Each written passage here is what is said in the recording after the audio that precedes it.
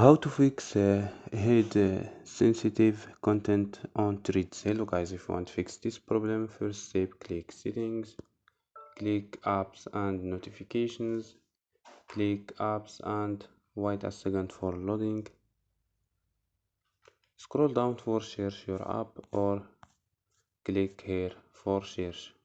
Go to app here and go to force stop, click OK, and go to storage, click clear data and click OK and click clear cache.